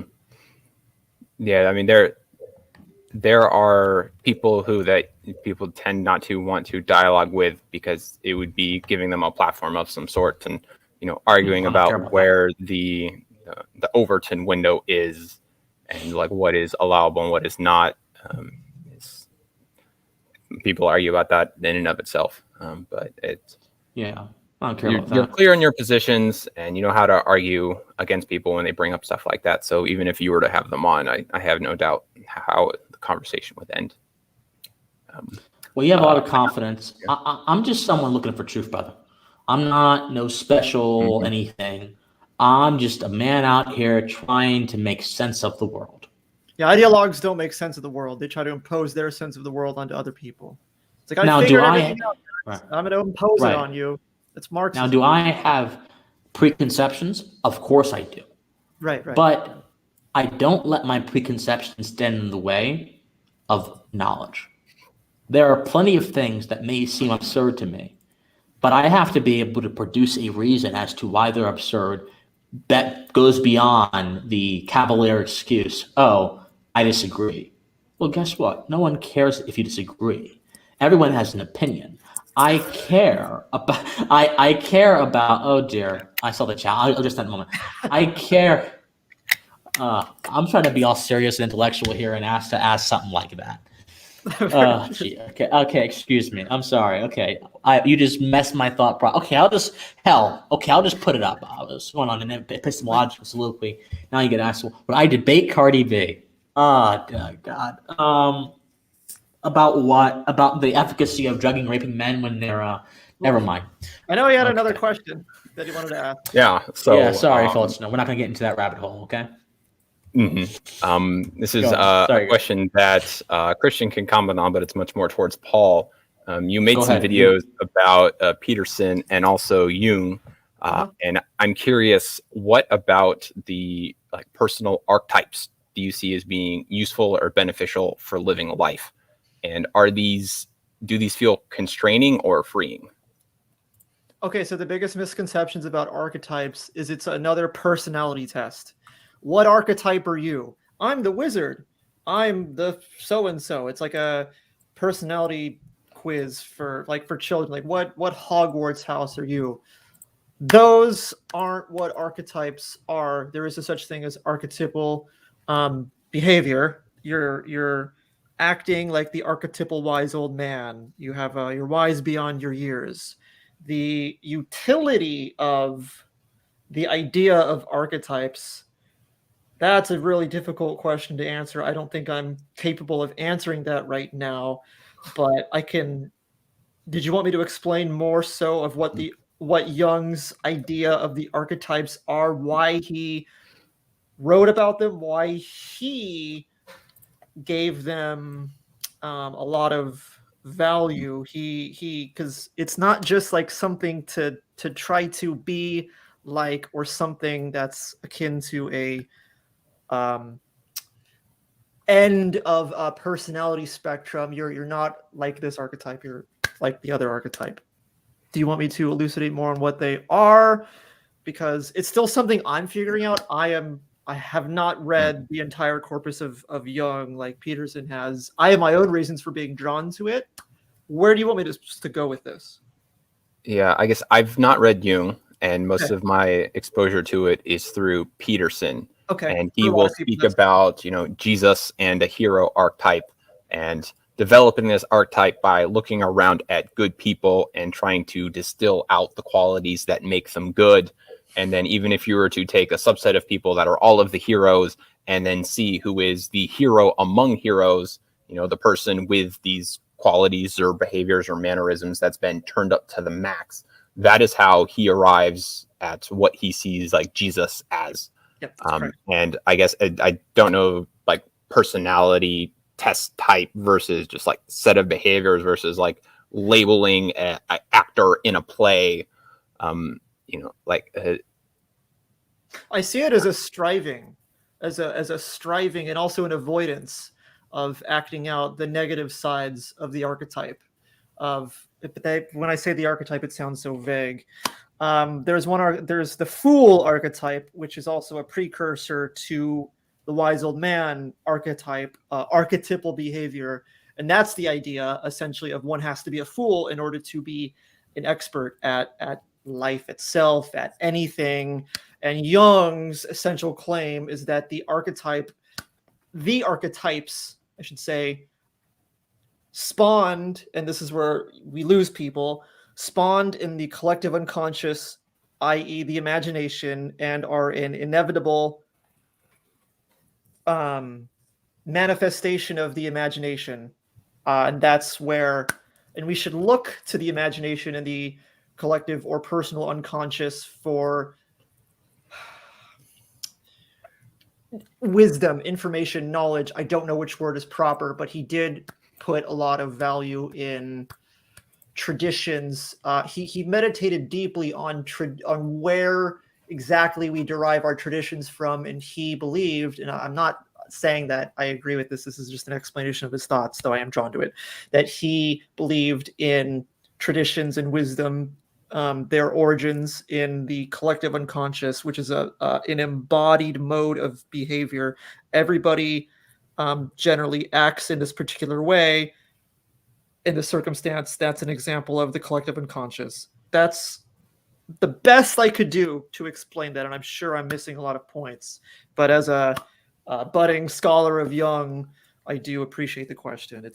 I find it very fun to attempt to wrap my head around that. That's why I'm drawn to it. Mm-hmm. Yeah, I've followed Peterson a lot since the Bill C-16. And so I've seen a lot of his commentary, and I wanted to pull my hair out when he was dialoguing with Sam Harris, and they spent 4 hours. I get Sam trying to pin on truth. Yeah, about like truth and I fact and remember whatnot. that was a terrible conversation. That was not Peterson's best moment at all. Well, you said, look, when I find myself agreeing with Sam Harris, who I have a lot of disagreements with, something's wrong. Because I remember Sam Harris back from his New Atheist days. And I think almost all the New Atheists were condescending, definitely militant people who wanted to get rid of every trace of religion in the world, even the art and architecture of religion, because they thought it was such a stain on the human conscience. So I don't like the New Atheists whatsoever. And Sam Harris, one of their progenitors, next to Dennett, next to Dawkins, next to Hitchens, who was brilliant, by the way, but he was wrong in a lot of things. But I found myself in rough agreement with Harris, who was arguing in that conversation for the idea of a subjective truth, and Peterson was being very subjectivist and postmodernist almost in his understanding of truth, which is just very weird to me. I don't understand why. I still haven't watched that debate as a Peterson. You should. It's like, how have you not seen it? Yeah, you were going to make a transition into art, because art and Jung, those are like close cousins. What was the transition? And also, there's a comment I want to address too. But go ahead, Valencia, with your question. Art. Yeah, I mean, but in that conversation, Sam is trying to get Peterson to say that there is objective reality and objective facts, and Peterson keeps using the words in a different way to say that there is a narrative truth, and that there's the power in stories, and that this is what can motivate people. I would say people are motivated by ideas, but Peterson uses stories as a bigger motivator, without sort of hiding that there are ideas built into the stories. I haven't watched that debate, like I said earlier, so I don't know if this was even said in the debate. But the Petersonian view is that in the Jungian view is that stories are guiding. Sam would probably did say that, but they're fictions, therefore they're not guiding. And then Peterson would say, yeah, but at least they're guiding. To me, and to maybe I'm getting this from Jung and Peterson, narratives and stories and deep, powerful literature, nonfiction gives you the cold, hard statistical facts about life, and really deep, good literature, Steinbeck, Dostoevsky, helps you handle it. It gives you a philosophical or artistic or moral sense of how to handle the world, and examples of how you can just shit could hit the fan. And it's more of it can be a warning of sorts sometimes, because there's always something in a character, in a narrative, that speaks to you. If you like the character or you don't like the character, there's something in that character that you don't like. And Jung has that famous quote, everything you don't like about somebody or this person reminds you of yourself. There's something you don't like about yourself in this person that you're seeing exhibited. I might have that wrong, but it's something akin to that. Did I talk about, does that relate to art at all? Yeah, well, I there's one more step to get there, but I Okay. think we should probably address the two comments Stanley dropped in before fully. Can we address the first one? Are archetypes synonymous with stereotypes? My gut instinct answer is no. Well, we can address the second because I don't know if I can explain that quickly. Well, let me try to explain it quickly. I'm not the Peterson scholar. I'm not the Jung scholar. I am a natural law guy. I'm very much right here in the earth, in the empiricism. So I'm not, but I'll try to address this real quickly. So archetypes are simply the overarching ideas that have been passed about from culture to culture, people to people, which are similar, which reflect certain continuous human values. A stereotype is a broad generalization about a people or a group of people that is based upon limited information. So an archetype, in my mind, occupies a higher plane of knowledge insofar as it does not rely on any individual person in its genesis. It simply relies on the ideas which have been passed down about general concepts which explain human behavior. That's my understanding, right? Whereas a stereotype is like, this person does this, or this, therefore this group does this. Archetype is more like, okay, how do you face conflict? What is conflict? Conflict's like a dragon, right? So something like that. Yeah, one is prescriptive. That's right. A stereotype is prescriptive. An archetype describes something largely. Describe. And what's description? Well, it's imagination. That's what Jung said. Yeah. It's imagination. It's not entirely. It's not an equation. Mm-hmm. And what about the word heuristic? Is that one of the two, or? Heuristic, that's a heuristic is like a psychological framework that's informed by your worldviews and your biases and how nature nurture combination. It's the classical cognitive psychological this definition of heuristic. It's not do you want to address the postmodern question? I mean, I dropped a link to Peterson's, I think, devastating response to the problem with postmodernism, because it really confused a lot of people when he started talking about it, especially when you go through high school and you hear like postmodern art and literature in the postmodern period. So I want to address this comment before we get to postmodernism. I just want to really succinctly address this comment. We're all over the place today. It is not. I'm sorry, Paul. Well, I'm not sorry. No. Address this comment. Okay. So no, it's not based on social status. It's based on the status of the human being itself. Natural law is rooted in the fundamental features of our humanity, i.e., our ability to reason, i.e., the human physiology being indicative of certain things like our hands and our mouths and our brains and our ability to process information being indicative of our social nature as human beings. So no, it's not based on any one individual societal status. It's based on the composition of our being, the nature of things. That's the concise answer. We can go back to the postmodernism question. You two can take this one. Or one of you, whatever. Well, sorry for the typing. I thought I had my mic muted. With postmodernism, I don't know if it's in the chat. I posted Peterson's response to it. I could not do a better job of explaining why postmodernism, or explaining just what it is and why he's skeptical of it, than he could. I think it's a good job of doing that. The best I've seen.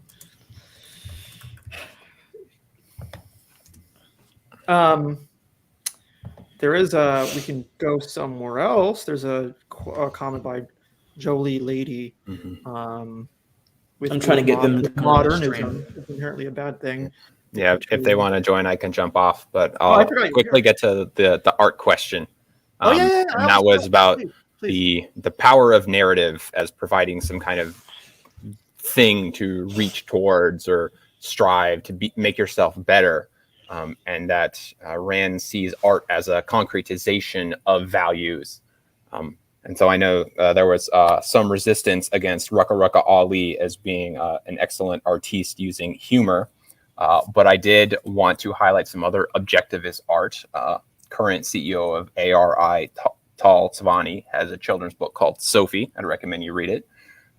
Another guy, Lucid Fitzpatrick, wrote something called Hymn for the Romanticist. So that's also something to check out. A lot of people like to cite Rush and some of the songs having lyrics that are objectivist, although not the entire band was. Yeah. But I see behind Paul right now, there is art on the wall. And but ultimate question is, what types of arts do the two of you have displayed in your residences? And what values do you see them having? I don't have enough art. I can tell you right there. I love that question. I am a minimalist, so I don't have very much in my residence other than the things I need to live. I got a crock pot, a few books. I need books to live. By the way, as somebody who identifies as a minimalist too. So I don't have quite a lot. If I have any kind of art or have had any kind of art in my life, I've had what was and I'm so wrong for forgetting this. My memory's not good all the time. The guy who made The Starry Night. Oh, Van Gogh. Van Gogh. I used to have The Starry Night displayed in my room a few years ago. The original? A lot. No, not the original. Not the original. Jesus Christ, come on. I'm not. I'd be really rich if I had the original. No, not the original. You wouldn't be doing a podcast on a Friday if you were doing this. No, not the damn original. I wish, but no. I would treat that thing like a baby. That I would, because I do venerate that kind of stuff for some reason. I know it's unbeknownst to me. For some reason, yeah, because you're human. That's what art does. It's a vessel to the transcendent. This is where I sound like a mouthpiece for Peterson, but I completely agree. Music, music and art. You need those things in your life. It's essential. I call myself a minimalist too. I really enjoy that lifestyle. Art is essential. Totally essential. Okay, the transcendent. I'll have to take a rain check on that and think about that a little bit more. I don't know about the transcendent. How could it be otherwise? Otherwise, why do we do it? Why do we because window into ourselves. Transcendent, I mean into ourselves, not just a higher. Or maybe that's the same thing. I don't think I'm transcending anything by paying attention to myself. If that is considered transcendent in this age, then that's more of an indication of this age than it is the act of transcendence. And I think we got to check that. But all I know is that there's this mysterious reason that I'll find out eventually. But no, I appreciate beauty. I think Starry Night. That's what it is. I think the Starry Night is beautiful. But that's about all I can say about art. I mean, I don't know anything else. I mean, aesthetics is not an area of philosophy I've studied heavily. Could you see yourself ever putting up negative art? Since Peterson's comments about how he keeps the Soviet art around as a way to remind himself of something to avoid, but that's avoiding the negative rather than aspiring to the positive. I can answer that. I'll let Christian answer this. Yes, I do it in the form of books. There's this terrible, but terrible in the moral sense book called The Rape of Non-King. Peterson's talked about it. That's a reminder. That's negative art. That's history, but it's not literature. Crime and Punishment might be a better example of that. That's a negative meditation on this character Raskolnikov going on the wrong path and getting away with murder and what happens to your conscience when you do that. Yeah, very much so. I mean, my favorite Star Wars character, Mace Windu, purple lightsaber. Why is it purple? He understands the dark side, and I've always loved that detail about Mace Windu's character. Yeah, not only does he understand the dark side, he quite literally used dark side to fight Sidious. Yeah, that's true. He tapped into it. Yeah, I'm a Star Wars nut. He tapped into it during that battle. The dark side every once. That's the shadow. There's a Jungian motif there. That's the shadow. Okay. Well. The problem is not even Master Yoda, who is arguably the most wisest and powerful of the Jedi in the history of the entire Jedi Order, would even tap into the dark side. He's like, well, Windu can do that because he has a certain understanding, but not even I would do that. Because the dark side, as much as it feels powerful to harvest it and then push it back out, sometimes it's a little bit too strong and it can overtake you. The will is not this sort of impervious vessel that can carry anything within it, right? Even the strongest car has a breaking point, has a weak link. Anyway, enough of my Star Wars metaphors. You guys I always appreciate a good Star Wars metaphor, man. Seriously. That from Evangelion. Yes, that is Takashi Honda. Yes. すごいですね. Yeah. 日本語で話しますか? Trying to flaunt my Japanese every once in a while. No Japanese. So yeah. Thanks for coming on. That was fun. Do you have any more questions? Any more thing you want to discuss? What about that?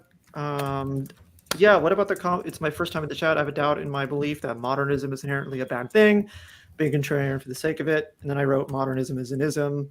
There's a difference between like the modern age and modernism. The 1800s were modern. I might be wrong about that. Oh yeah. I think so. I think that, again, I don't like using historical times as approximation to ideas, because we tend to conflate the ideas with the historical period, which is only maybe true insofar as their origin and not their content. We conflate the content with the origin, and that leads us to untrue paths. So I think we should unsay all of that kind of conflationary stuff. Mm-hmm.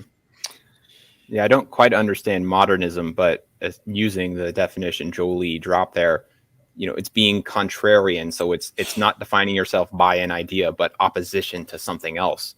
So, in the political sense, that's sort of like Trump derangement syndrome, where whatever Trump said, you have to take the position, the opposite of it. Right. When, you can evaluate something that each person is saying and judge its statement on its merits. Well, I saw an interesting point on your feed, Christian, on your Twitter. You wrote something to the degree of if the CDC was promoting ivermectin, you think everybody would rebel against it. And sort of what that reminded me of that.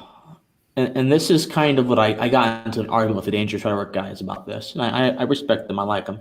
They're great guys, but I think that they're wrong about this. The argument was basically that a lot of people seem to justify their suspicion towards ivermectin, towards the vaccine, and their favor for ivermectin. Say the I word. You're on YouTube. No, well, first of all, my monetization's already gone because YouTube has been messing up with my. Has not let me verify quite yet. We're fixing that, so we're not going to get demonetized, thank God. But I think that a lot of people are just defining themselves in opposition to the official narrative, when in reality, I think primarily, yeah. I mean, ivermectin. Okay, anyway, I'm not going to go into that, but I think that the vaccine, if it wasn't being so pushed by people would be less skeptical of the vaccine. If it's almost like reverse psychology with some people. If you tell them to do something, they'll do the opposite. Especially if you're the government, especially if you've been shouting down people's necks for the past year, saying, "Oh, we got to stop, we got to slow the spread," and saying, "Okay, well, maybe we got to just get vaccinated. Okay, maybe then we got to do this. Maybe we got to wear masks for a little bit longer." When you keep moving the goalposts, people lose confidence in your ability to be coherent and logical, and so they associate anything that has to do with you with a undesirous end. And when you become the bearer of undesirous ends, you have no credibility, you have no power. Everything that you do will be impotent in the face of certain people. Mm-hmm. So truth can unfortunately be stained by association. That should worry us, that a lot of our faculties fall prey to such primal estimations of truth. Truth stands independent of any agenda that's on the table, in my opinion. Truth should just Christian Watson's independent. Thoughts. Well, it should stand independent. It should stand independent. You should attempt to make it stand as far away from an ideological, just ideology as much as we can, like an enforced way of seeing things. That's why I like that Dostoevsky quote from the beginning. Err in your own way. There was another, there was an Orwell quote I want to bring up. This one's super short. I came prepared this time. If you simplify your English, you are freed from the worst follies of orthodoxy. You cannot speak any of the necessary dialects, and when you make a stupid remark, its stupidity will be obvious even to yourself. If you're aware of your own stupidity, more power to you. Yeah. That's the deception of trying to sound super smart, inflating your language. I love that idea, simplifying your language so that your stupidity is clear to you. And then you can work through the web of deception that you've built around yourself. Because to get to the truth of yourself or any modicum of truth about yourself, you have to go deep into that web of lies you've been telling yourself for God knows how long, or acting out for your whole life. Sure. Yeah, it makes sense to me. Yeah, I always encourage people to do more introspection, since I don't think it's that common now, and especially since people, you fill up their free time with social media and other things on the internet. Time where they could be reflecting and trying to improve themselves. Ayn Rand has a series of essays called "Philosophy: Who Needs It?" Who needs it? Yep. And like Yep. everyone has a philosophy. Some people don't call it a philosophy, but there is a way that you think about and approach life in order to make sure your life is well lived, linking into the topic today. I often have conversations with people, and I'll ask, I'll be that kid and I'll be like, why? Well, why? And at some level they can't really explain it. They've just seen things out in the culture and kind of duct taped it together around some kind of thing, and they have political positions that they support, but can't exactly articulate why it's good or bad. And there's a comment I want to address. This is really good. Is this intentional to sabotage or destroy our language by hijacking and changing up in this Orwellian fashion so that we become even dumber? I think it's to make us feel like we're being smarter than we really are. And that's the deception. That's arrogance, by not simplifying your language, by trying to be as verbose and ideologically orthodox as much as you can. Big mistake. The simpler and clearer you are about your ideas, and especially about yourself, the closer you become to truth. So it's arrogant. I think that it's an attempt to subjugate people. Rather, that when you change language, you're trying to subjugate them to. I mentioned this to Stanley. When you don't have intellectual or spiritual freedom, you don't have the recipe for the eventual physical freedom that you need as a human being. All of us already possess physical freedom, but sometimes our conditions don't reflect that truth when we're in bondage, as many of the slaves were. And so, if you can entangle someone's mind into a web of deception and subjugate them to your ideas, they don't have the necessary ingredients to become free in other aspects of their life. This is what Lenin did during the revolution in Russia. It's what they did. What Lenin did. Lenin quite literally changed everyday terms to reflect the us versus them, the bourgeois and proletariat dichotomy, so that people would be referring to that dichotomy, even if they had no opinion on it, even if they were not trying to. When you populate every aspect of life with political language and political power, you effectively dominate people's relationship with each other. That's what this is about. It's about subjugation. And that's why I'm so I don't like the anti-vax versus the vax dichotomy. It's just a continuous segregation of people. These are the bad guys because of Trump and all these political reasons.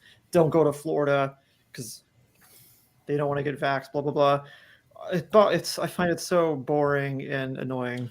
I find it boring and annoying too, unfortunately. A lot of this, I find the conspiracy theories even more boring and annoying.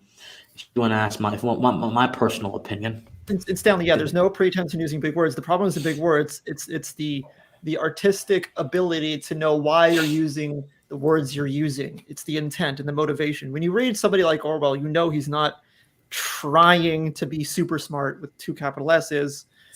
Big words. There's nothing wrong with that. Again, that's something that people might. I use big words all the time. There's not a problem with them. They're used appropriately. And that's the thing with writing, is it's very difficult to be honest with yourself. When you write, you're going to find things about yourself that you don't necessarily enjoy. You have to work through that when you write. The power of writing, man, indescribable. But Orwell's advice on truth in writing, that's from this book, Orwell on Truth. I'm going to talk about it on my channel sometime soon. Small plug. Little collection of his essays and articles. Orwell does talk his fiction's great, but his nonfiction's interesting. Very good. Orwell does have like a few rules for writers that I think everyone should. I think it's 6 rules that everyone should. It's called Politics in the English Language. Everyone should check that out. It's a very, very good essay. Great article. Great article. It's a good essay. It's a good essay. He lances the writing styles of his day for being overly obtuse and verbose, and he explains how we can all reason and write clearer. So that's a good essay. All right, Yeah. Fulcino, how are we doing? Do you have any more questions? I don't think you're being flippant, Stanley. No, you're fine. The only unanswered question I had asked on the other stream was when was going to be your appearance on Dylan Roman's channel, but I don't think we need to cover that today. Thank you for having me. I look forward to returning in the future, and maybe thanks, man. and you'll have some more art that we can talk about. And the answer is never. And the answer is never. By the way, never. I had a single poster my entire way through college. And looking back, it was a cool poster. It was like a monkey wearing headphones. And I was really into music at the time. Yeah. And like, it just made sense to me that, we're physical, but also there is a like mental and it's almost spiritual component to music and the feelings that it can evoke inside of a person. Association, man. It's because you really get into music when you're in your teenage years, right? Like you want to be more independent. What do you do first? You go into music of all things. That's how you define it. You separate yourself.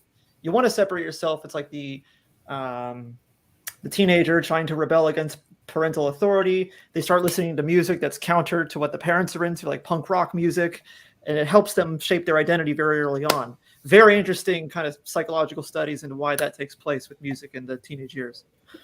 Very interesting. Hemingway had some rules with writing too. Oh yeah. Man, Hemingway was so concise. That guy's the master of concision, man. I don't think he wrote a single sentence over like 10 words. He was quite concise. Everyone loves Hemingway. I think Hemingway occupies his place in the literary canon. Very important place, but not everyone has to be that simple. Not everything can be that simple. Yeah, so Dostoevsky's the total opposite, man. Total opposite. Long. I'm reading the brothers Karamazov right now. Whatever the hell. Yeah, how far into that are you? Book 2. Okay, wow, you're making progress. It's a long book. It's a big book. It's his biggest. I'm having to read it for class. Oh yeah, I know. Yeah, not happy about it, but I know why. Look, because it's your chance to engage with great literature. Because I don't like reading people who everyone knows. Not everybody knows Dostoevsky, it's the bias we have. Like everybody's heard of Jordan Peterson, therefore everybody's reading Dostoevsky. That's not true. Well, not everyone's heard of Jordan Peterson, but more people know about Dostoevsky because of Jordan Peterson. And I kind of want to separate myself. I don't want to be involved. Sure. I understand. I don't want to be mixed up in all of that. But hey, I know. But hey, at least but that's fine. I understand what Peterson's talking about more now that I'm reading this stuff with the archetypes and Dostoevsky's literature. I mean, I can see how someone just the first. Okay, yeah. Just the first page of book 1 of the Brothers Karamazov.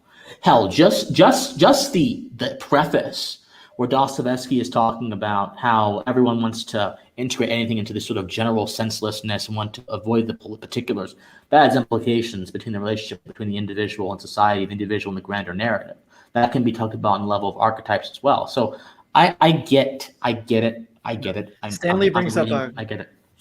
Great point. There is a reason everyone knows great literature. All right. I think it's a mistake to think, just because everybody knows The Great Gatsby, though personally I don't like that book. It's like a bad book, or that writer's a bad writer. I don't think it's a bad book. No, I didn't like it. Book. That's a different discussion. Okay. All right. Fulcino, thank you for coming on. Appreciate it. An encouraging word. Yeah, that was fast. Yeah, Wait, Fletcher's still here. Yeah, the only thing I can plug is that I am published in the Objective Standard, so everyone should go subscribe. It's got a small to medium amount of content, philosophical essays, book reviews, movie reviews, some reasonably topical political commentary as well. It comes out quarterly, but it's released electronically as I think weekly. So go check it out. I read Toss. I read them. Yep. I encourage everyone to read them. I read them. Don't always agree, but I read them. Everybody, have a good day. Right. Be grateful. Bye, Fulcino. I'll see you. To the people. Okay, before we leave, gotta answer this question. G.K. Chesterton was brilliant. So I think distributism is a fatally flawed ideology.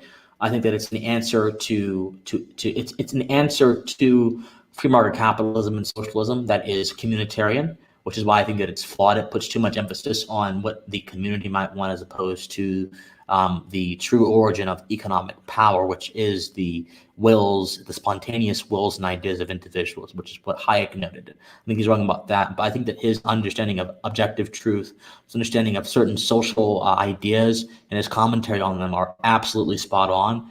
I think everyone could benefit in their mind and their prose from reading a little bit of Chesterton. He's really good. So I encourage folks to read him. He's good. All right, guys, I'm getting mentally exhausted. It's been a long week for me. So I love all of you. I've got a lot of videos coming this weekend. A lot of videos tomorrow. I'm doing sorry the interruption. I was going to forget for getting the speaking engagements, man. Congrats. Oh yes, I forgot to tell everyone. I forgot. I am going to be speaking. Okay, so I am represented right now by the Fund for American Studies. I will be going around college campuses this fall. Excuse me, not semester. God, education's right in my brain. This fall, to defend my thesis called "Why I Won't Act Black," and so I'm represented by them, and I will. It's an outrageous thesis. It's a controversial thesis, but I think this one is very important. In the interim, I will be appearing in Wisconsin, Green Bay, Wisconsin, on the 16th to give a lecture alongside Dr. James Lindsay about critical race theory.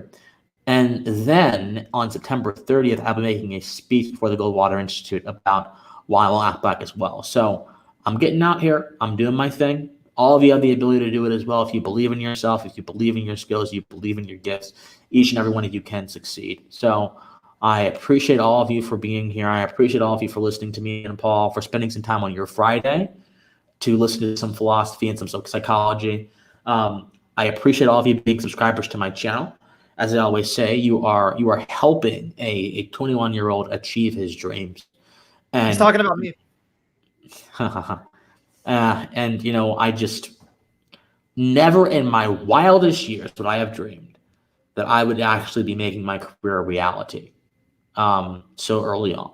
So I almost get emotional about it. So again, I just thank all of you guys so much. We will have a lot of videos and over the next few days. Tomorrow is going to be about abortion, then about the minimum wage, and about other things. So stay tuned, guys. I love you. And please, as I always say, you say it this time, Paul. I always close out my videos saying one thing. Stay. Follow Lecrone's YouTube channel. Follow him on Twitter. God. Subscribe to him on YouTube.com. Okay. Okay, I'll say it. All right, guys. Stay pensive. Bye-bye, guys. See you Bye. later.